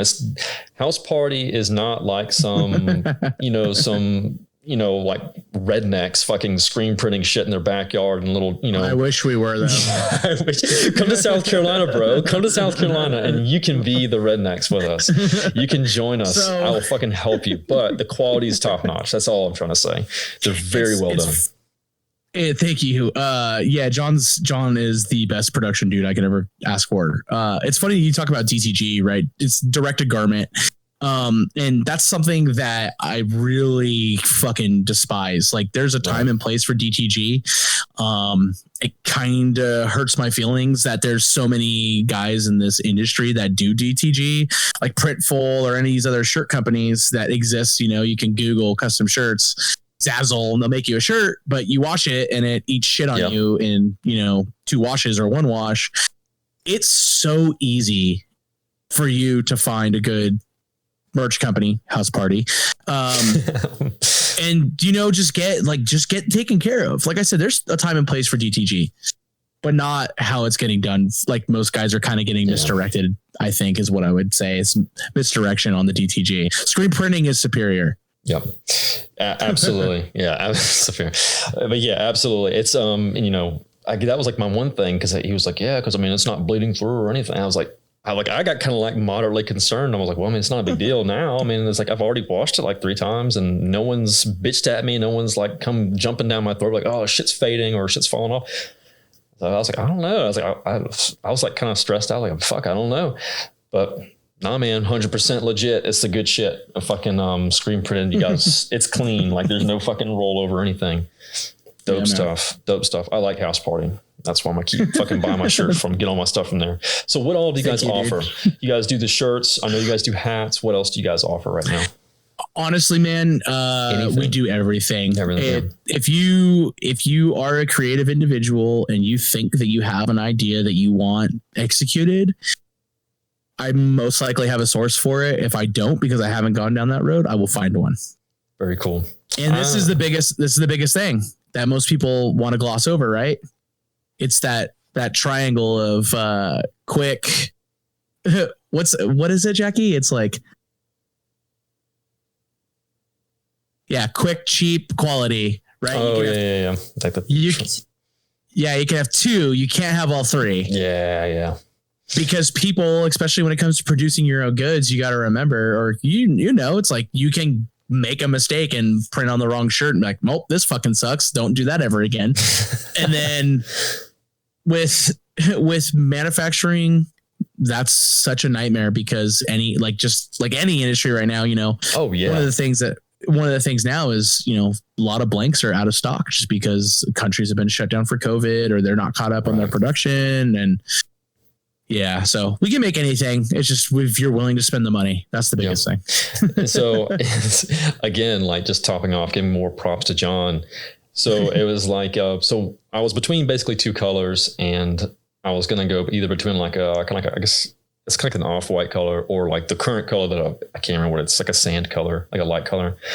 But anyway, so like, I'll tell him like, hey, I'm kind of between these two. And he was just straight up with me. And he was like, yeah, he said the problem with the, I think the tan will look better, but the off-white is actually, really low stock. Like we just can't source it as easily. So, okay. And so like I made like this little poll, just curious what people were thinking like between the two. And they all were kind of thinking more off-white. It was like 50, 40. So yeah, 50, 40, 60. So it was really close, but spoiler alert, if you are listening, the white one definitely won, but I did go with the tan. So fuck y'all. We did go with the tan because it would have come in a lot faster, but I actually like the tan better, to be honest with you. So I'm kind of glad I went with that one anyways.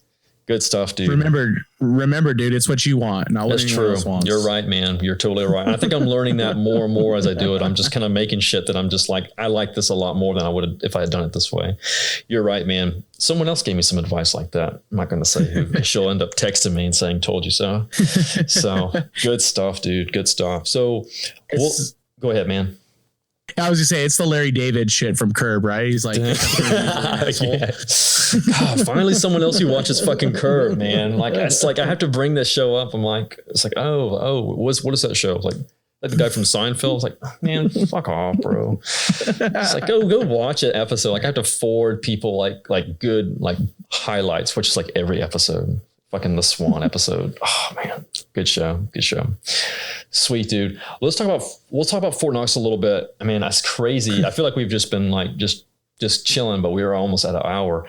I'm gonna keep fucking rolling, bro. As long until you're ready to go. But so with Fortknox, again, it's a different podcast, and it was kind of like in a way, kind of like the outlook that I was going for. But I'm going a little bit different direction in my own. But a lot of things that you touched, like you said, like with, having John on Matt. And then I think you also, I'm trying to think of one of the other cool dudes you had on. You had the guy about the holsters, which changed my outlook on holsters some too, which I thought was really fucking funny, but I won't talk about that. I think I've had two holster dudes. Was it early on or later on? I think it was earlier on. That was the dude, Josh, who used to do Armature Solutions. Yes, that's right. It was him.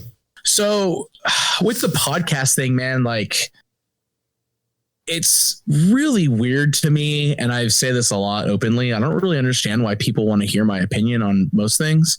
Yes. Mainly, I think it's mainly because I'm just fucking dumb enough to buy expensive shit and be like, "Hey, this thing's fucking cool. I bought it so you don't have to."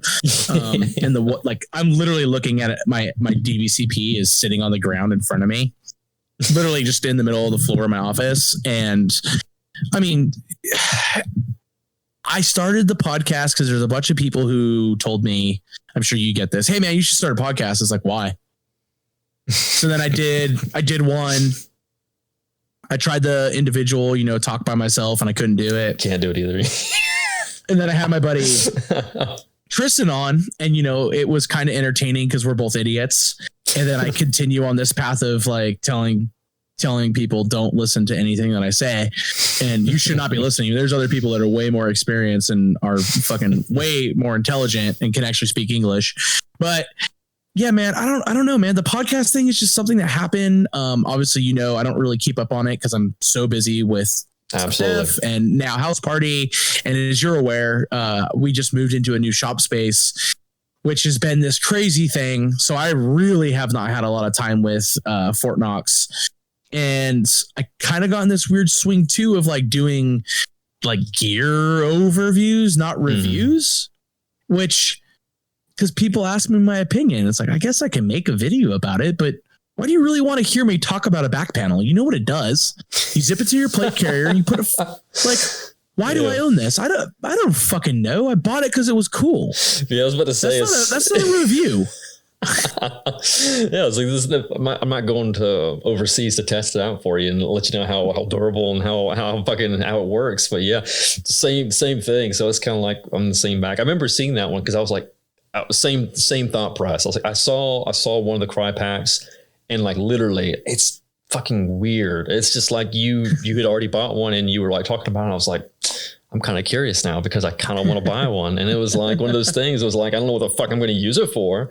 I don't know. I may put fucking fruit snacks or something, or fucking protein bars or fucking just something in there, but I'll make use of it somehow. Hell yeah, it's man. Funny that you talk about the cry back panel, right? Because I bought the back panel and I was like, okay, this makes sense. I'm going to keep medical or whatever other shit in it.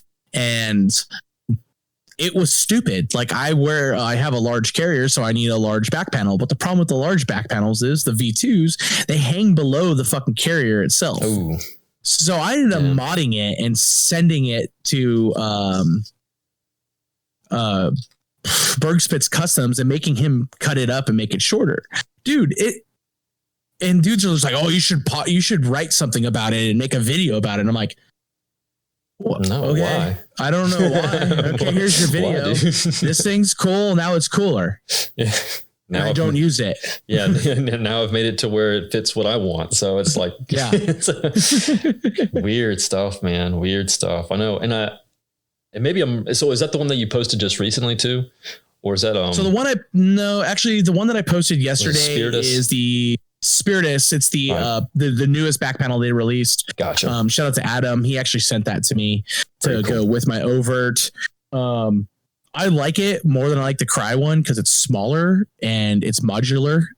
It's actually, dude, I'm going to take some photos and I might actually talk about it just because it's fucking rad. I haven't checked YouTube to see if anyone's actually talking about them. I'm sure there is, but, it caught my eye. That's the Spiritus one. Yeah. It caught my eye because I was thinking to myself, like I thought it was Spiritus, and then as you were just saying, like you would just cut it up, and I was like, oh, okay, well maybe it's just a cut up Cry, and he's just now kind of getting it back or something, and then that's why I asked. But I was about to say,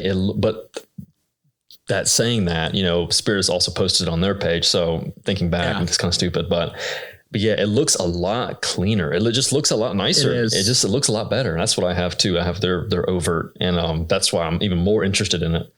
But yeah, man, as long as people don't bitch and whine about it.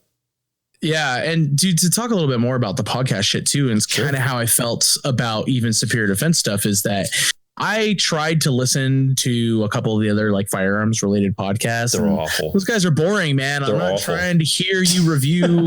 Like I will watch YouTube and I will see this motherfucker handle an RMR Type 1 and be like, yeah, I know it sucks. I own one. I don't want to hear you talk about a fucking a Halo Sun because that's not shit I'm interested in. Yep.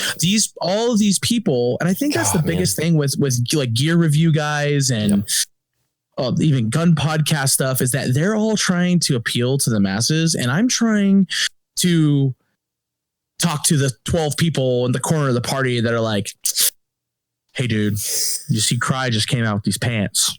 I want them, and I want them to be capris. Not shorts, not pants. I'm cutting these motherfuckers into 3/4 length. Oh my God. Because think about it, man. There's not a lot of people that appeal to everyone that is in, or just people that are into more than just guns. And that's a big complaint. That's 1,000%. A big complaint with the culture. And that's kind of the big thing, is where I'm able to actually voice my opinion about gun dudes fucking suck. The gun industry is shitty. They do, man. And you are 100% right. And that's literally, I think that is what draws me to you, your products, everything you've done, because I totally agree. And that's like the same thing with the podcast. Like you just hit the nail on the head.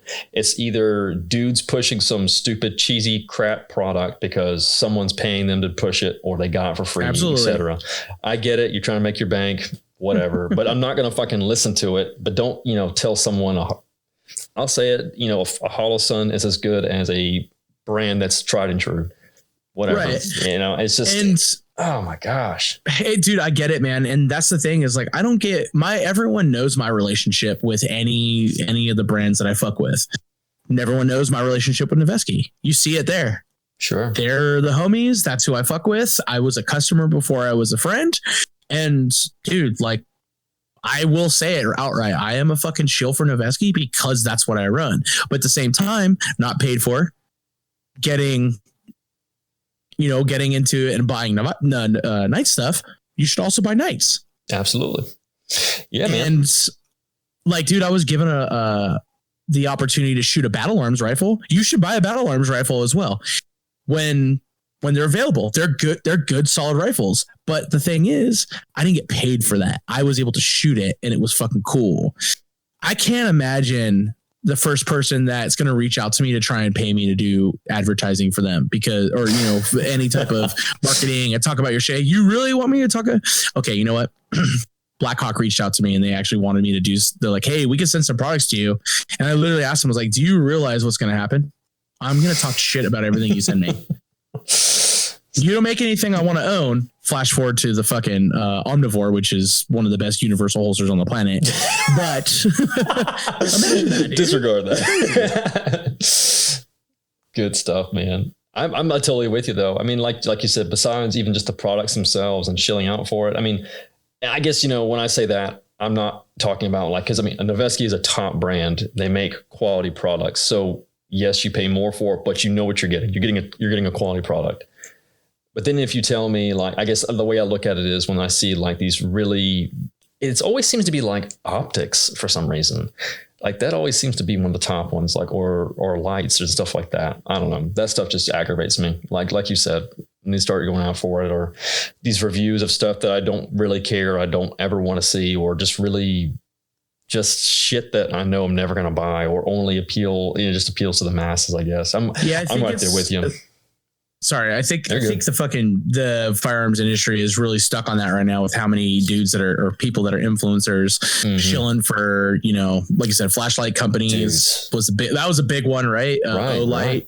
Right. Springfield doing the Hellcat God. Fucking, I don't know, dude. I shoot clone guns. Yeah, dude, seriously, man. It's weird. He may listen to this. I don't care. Yeah, he texts me all the time anyways, but same thing. It's I made he was like, oh man, just got I think it was a Hellcat. I was like, oh, well, that's cool, man, I guess. And he's like, what do you mean? I was like, why'd you get a Hellcat though? I was like, well, it's, what did a 43 or maybe even the 365 not offer that you, it's like, why? He's got a little offended. I don't know. But I guess that's just me though, but oh man. Weird stuff, dude. Weird stuff. People are obsessed with weird things, but I guess that's how those bigger podcasts and stuff like that attract the masses. But I'm right there with you, man. They just get boring. They're just boring. Mm-hmm. They just get absolutely old shit. And it's just it's the same thing, incessive over and over again. Weird. But yeah, man, that's cool. So with your setup, I know that you're on SoundCloud. I've always kind of wondered, why haven't you migrated over to even Spotify? I could see Apple, because I can see Apple being kind of, shrugging their nose up a little bit about it. But is there any other places that you've been thinking about broadcasting it, or are you just going to stick with SoundCloud? Are you ready for this one? This is a super simple one. My chick is in our office right now that we share at my house, and she's instantly gonna fucking hit me with a "told you so." So I set up my podcast. I was under the impression that Apple didn't really want to fuck with, gun podcasts or any types of firearms discussions, especially an idiot like me, to where it's just basically, parental advisory, because I talk like a sailor. And same. I set up on SoundCloud because I thought it would be the easiest, unique, because with how I understood it, again, I went into this blind, blah, blah, blah. To get on Apple, you need a you need a hosting location. Okay, SoundCloud, fuck it. Go to upload my stream to Apple and gets denied. And then I start another one, super low episode count, re-upload it. Nope. Still won't do it. And you can't, I think you might know this with Apple, you can't actually resubmit your stream stuff. Once it's done, once it's there, it's done. Well, my chick ends up because she's insanely smart and fucking knows better than I do. She looks at like the rules, right? And the first thing in the rules, it says no cursing in your titles or your descriptions. And if you go to my episode 1, it's like fucking asshole. It's like the first word is fuck in the description. So it's like instantly, oh shit, I should have. Whoops. So that's the reason why I'm not on Apple. I gotcha. I also am not on Spotify. I haven't really tried. Is it difficult to get on Spotify? Are you on Spotify? I am on Spotify. It's super easy. It really is super easy. It's like the process, like the actual steps are kind of like the fuck, like why would you do it this way? But it's not hard. It's super easy. If Joe Rogan can get on Spotify, I assure you, bro. If I can get on Spotify, you can get on Spotify. I assure you. I also don't really it's been, like I said, it's been crazy to even get me to try and record a podcast, like sitting here for, an hour or hour and a half, whatever. It's not that big of a deal, but it's going to be a minute before I'm back recording another podcast. For sure. And as you know, this is even more further into podcast shit. It's difficult to find people that are interesting enough that you in the back of your mind, you have to think about it. Is this motherfucker really that interesting? Is he going to say anything that's actually interesting enough that people want to listen to it? That's definitely almost 90% of it, honestly. And, again, I think it comes back to how I want to say I've lucked out, but I feel like I've just clicked with people really well. And then things have just moved along. But absolutely, that's always in the back of my head before I say something to someone. And I try to at least schedule things a little bit in advance and get a feel for it, but absolutely 100%. So if you look at my podcast history, right, the like 40 something episodes that I've done over the last, 3 years, I think it's been. Yeah, it's about right. 2.5 years, whatever. It's actually been 3 years. Oh no. Cause I started that when I was in Southern California. It's tough, man. I've had a couple dudes on multiple times.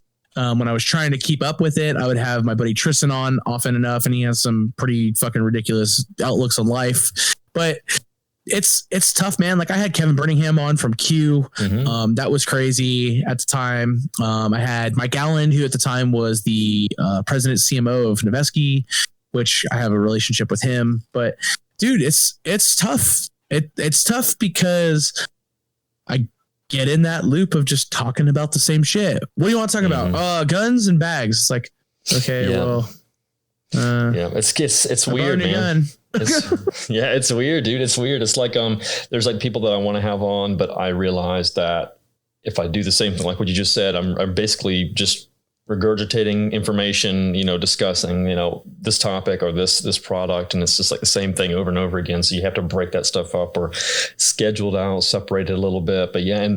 And like what you said earlier about talking, I learned very early. So if you were lucky to hear like the first couple of episodes, if you're listening now, it was like a psychopath had gone crazy and had drank every single Red Bull in the local, 30-mile radius. And I think it was just me, like just getting up and just doing it just to take a step forward. But they made no fucking sense half the time. Like they were just all over the place. I listened to your episode 1. Did you? That's right. I just remember you. What'd you think of it, bro? It's all right. You can be honest. I pulled it for a reason. Scatterbrained. You are very scatterbrained. But dude, hey, if I could find the files, I'll send you the sample ones that I did before. I ended up telling my buddy, like, yep, you got to do this with me because I'm talking to myself and I sound like a fucking idiot, even more so than I already am. It's weird, man. It's, and I've told people this before too. They've asked me about it and I get the same questions like, oh, is it weird hearing yourself? Yes, it absolutely is. I am 1-for-1 so far recording with a friend or having a guest on and not having to redo it. But when I'm by myself and I'm like doing little ones, which so far I've completely removed them. So if you've heard them, then good for you, but you probably won't hear them again. It takes twice as long. It'll take me 4 hours or so just to get down something because I just can't. I don't know. I sound like a psychopath. I don't know. It's weird. The other thing too with podcast shit, man, is like because everyone, the go-to is right. Oh, well, Joe Rogan. It's like, does anyone listen to anything other than fucking Joe Rogan? Because I think I've totally listened to in total like 4 or 5 Joe Rogans, and it was only because the person who was on was the person I want to listen to. And it's, dude, I don't edit my podcasts. So the only ones I've edited so far have just been where audio booms or anything that, you know, spikes up on the audio for displeasure for the most part. But now that I've got this new mixer, this new preamp and everything like that, and the board, it takes care of it for me. So I don't even have to worry about it. So far I'm right there with you. I haven't had to edit anything. It's just made it so much easier, but 100%. my last podcast with fucking Matt Lingo, I actually hung up on him in the middle of it and called him back, but I didn't edit that out of the podcast. That's pretty dope, dude. It's just natural. It's so much work. It's so much work. And this is what episode is this? 12? It says 12, but it's probably like 6 to be honest. Okay. I'll have to reword it, but we'll say 12. When you get into it, it's so much work, man. And if you have any other projects, it's insane. Those got to take other precedent and shit like that. My cat. It's just, yeah, man, that's kind of where I'm at with my podcast. Like, I enjoy it. I like doing lives. I started doing Facebook or Instagram lives, which I've seen you talking about that. And as you know, Instagram live is dog shit. So then try and figure out if you're going to use Twitch or YouTube. Yep. And I already have YouTube. So I started doing YouTube live, which I think is better. The chat is a little bit better for myself than my setup, but yeah, it's a lot of time and effort, dude. It is, man. It is. It's, again, you're like just like hitting strides, like coincidentally. So it was funny that you brought up the Insta Live. I hate Instagram Live. It's convenience. That's literally all it is. It's just convenience. But like, you know, that's what I was doing, the same thing. Looking at Twitch, I'm more familiar with Twitch, but YouTube seems to be the thing. Dr. Disrespect seems to be the thing to go to. I mean, dude, this is the reality. Then this is going to be, we're going to talk about marketing, right? And for a second, this can apply, and you'll click with this. Anyone who is going out of their way to listen to your podcast or reach out to you and be interactive with your community, you know, this thing you're building, especially for podcast stuff, they're following you on Instagram, they're commenting, they're liking your stuff, they're responding, they're buying your merch, all these things. Those are the guys or the people, you know, dudes and chicks or whatever, that are going to be following you. They'll go to Twitch, they'll go to YouTube because they want your content. That's true. Those are, and that's the thing is, you put it out there, Twitch or YouTube. Most people voted for YouTube, right? Yep, it was YouTube. Because they have a YouTube account. Yep. Simplifies it. Yeah. And then when you do live YouTube stream, if you subscribe to someone, they get an email, they get an alert. Mm-hmm. So that's something you got to keep in mind, man, is you're there, you're starting to get people that are following you. They're into your content. If it's one more thing that they have to sign up for, they might, most of them will, but YouTube is that thing everyone has a YouTube. Yeah, absolutely. Yeah. That's kind of like how I was thinking about it too. Cause I think I was always leaning to YouTube because that way I hit all age groups. Everyone knows that, like you said, everyone has a YouTube, everyone knows how to access and stuff. But I will say the one thing I was like 100% gung ho about doing a YouTube live yesterday. And then I stumbled upon, I was going to get a camera. And then I found out that, I was like, oh, I'll just use my wife's iPad Pro. Like, oh, easy. Find out you have to have 1,000 subscribers, I think, in order to actually use it's considered a mobile device, even though the iPad Pro is practically no longer really a mobile device. Yeah, it's a computer. Yeah, it's a computer now. So insane, but whatever. I didn't know that you had to do that. Yeah, I didn't know either, man. Like I just happened, like I was like prepped and sitting down, and I'm like, I think I made a timer for like 9:00, and I go to hit it, and it was like, I was like, oh, fuck, that's not good. Like I had already checked it and everything. It is what it is. Yeah. So like I was like planning on doing like the DSLR camera. Like I have a camera, a couple cameras now actually. And I was like, oh, I'll just do that. And then software was buggy as well. So I was like, fuck it. I'll just do Insta Live one more time. Like I said last week, I'll do one more time. Are you using OBS? Yes, I was using OBS and then Canon software, which is hot shit. So yeah. Canon's utility software. I am a Sony user, so A7 III, A6400. I have an A7S3 whenever they like on order. I have so much camera shit, dude, and I actually use my A6400 as my YouTube setup with OBS, and it's worked. It's really weird because I thought it was going to be more of a pain in the ass. I had to buy a Elgato Cam Link to get my camera to work with my shit, but that's what I was worried about. Yeah. It's worked out so far. I'll have to look into it. That's kind of like one of those things. Cause I just, like every camera, like every like little like camera to use for like streaming and stuff like that. It just does not seem like it meets the standards of what it should be, especially in 2020. Like I feel like every camera should be 60 frames per second in 1080p. It's 2020. I mean, dude, if you want to start talking nerd camera shit, the reality is you should be shooting 24 frames per second. It's the best to capture movement. But yeah, no, I agree with you. There's like so much stuff out there. And then when you get into computing stuff, right, your computer, your capture card has to be able to handle fucking anything higher than 60 frames per second.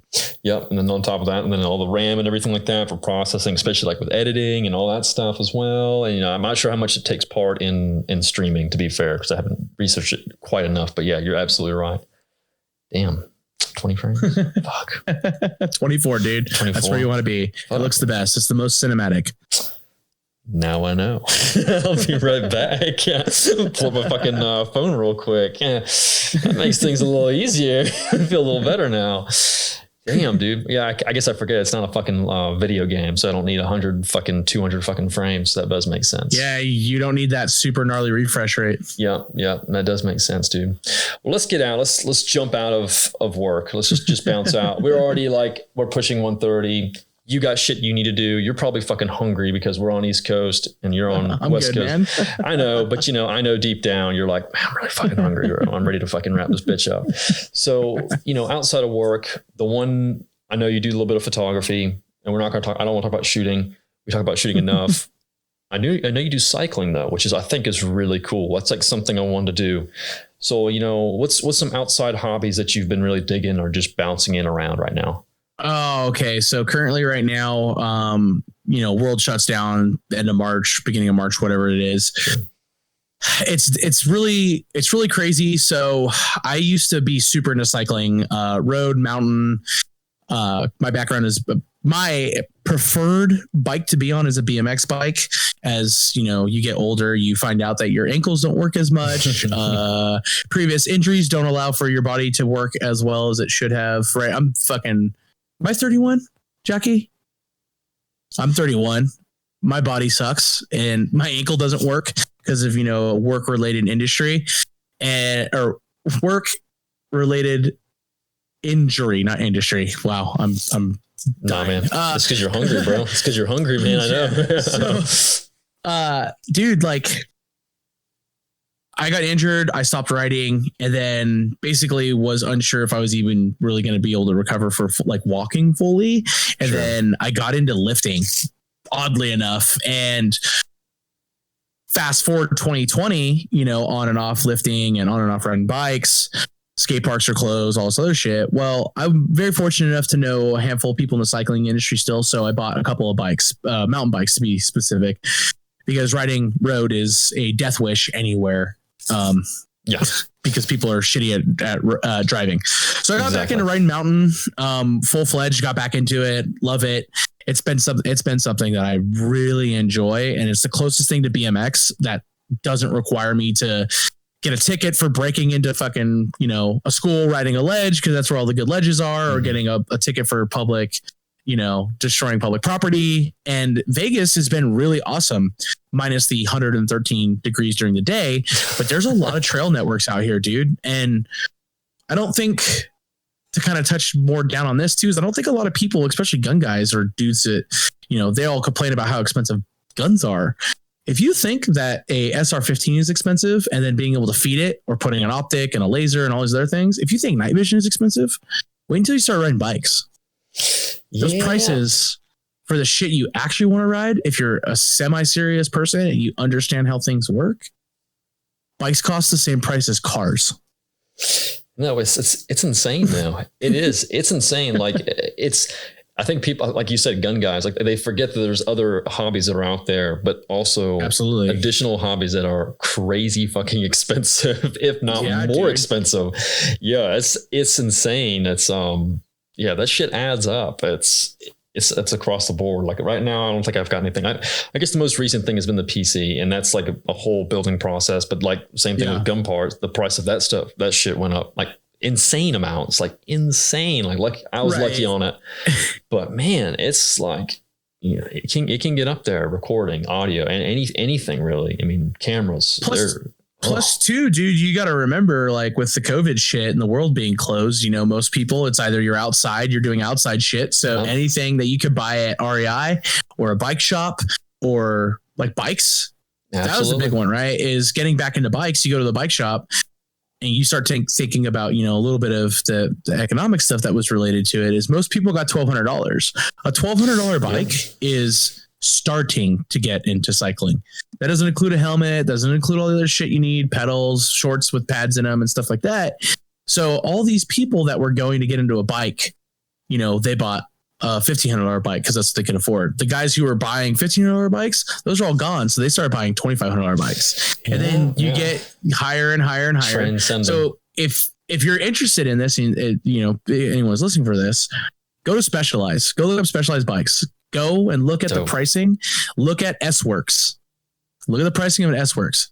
You go to a bike shop, that's what's left. Any of the high end stuff, those bikes are, you know, $12,500, $13,000.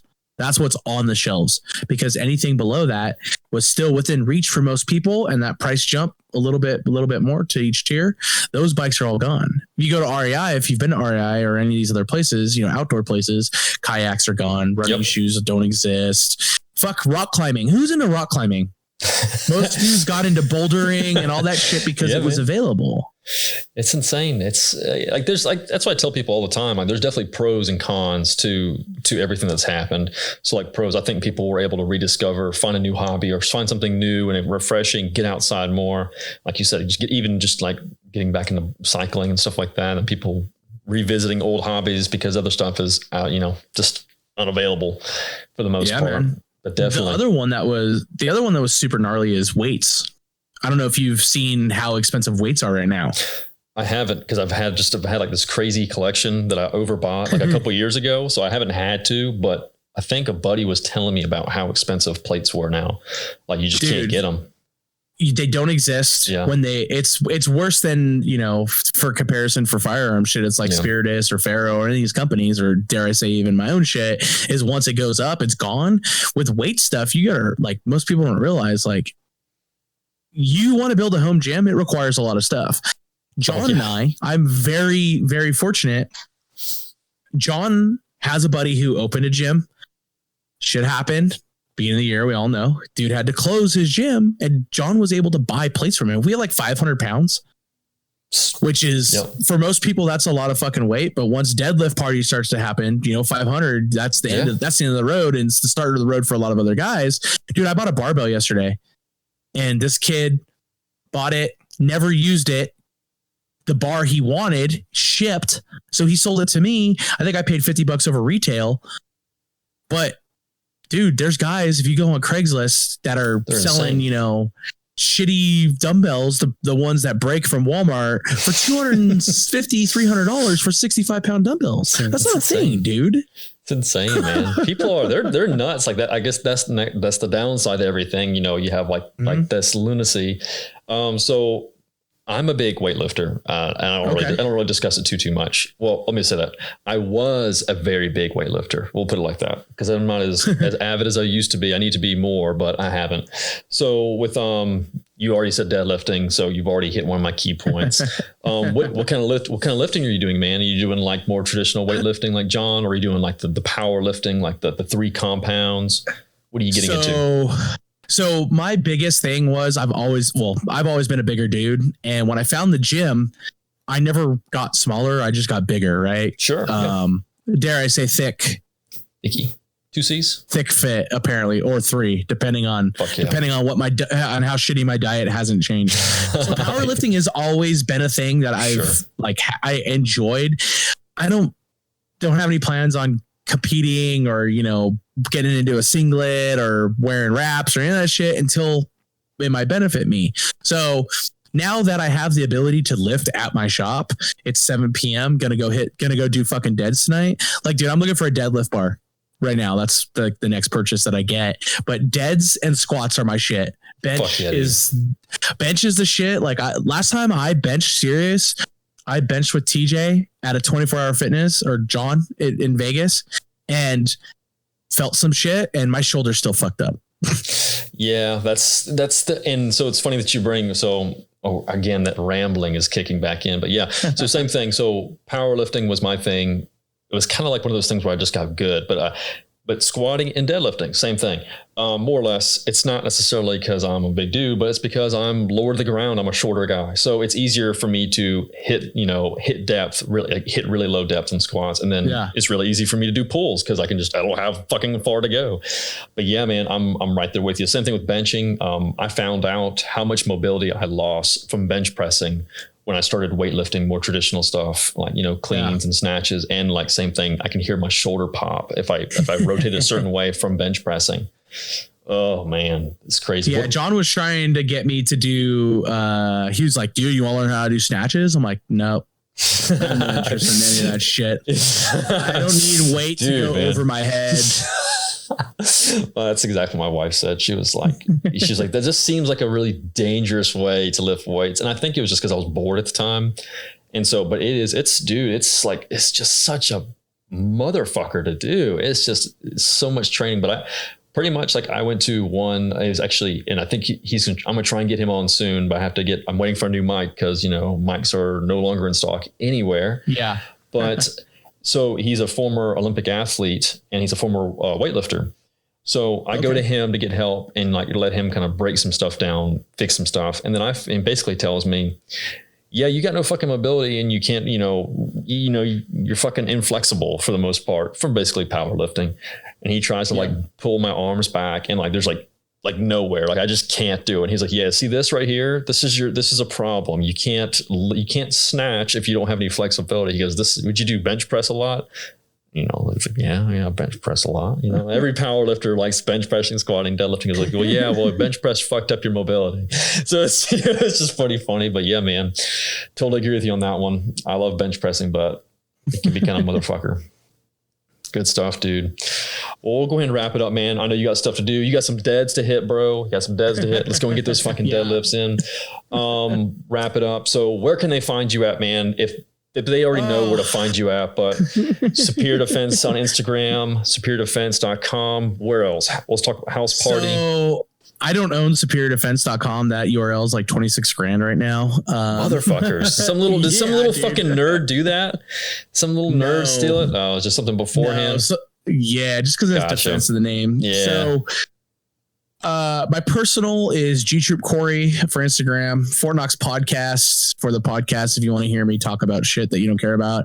And Superior Defense, all one word, is obviously SupDef. And then the easiest way to get to the website for SupDef, if you want to go look at stuff that isn't for sale because you missed it, is just supdef.com. Also, it's SupDef, not SoupDef, because most people say that. I wanted to get that out there. Yeah, it's SupDef. It's not SoupDef.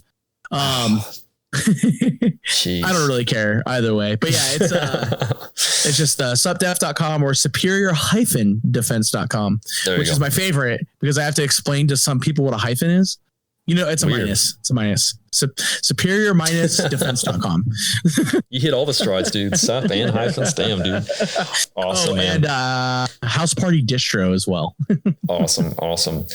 And for everyone who is like me and doesn't transfer things from hearing to writing, I will have it all linked, of course. Minor blog post, everything will link so you can check everything out, all the connections, all the hookups, everything we discussed, as always.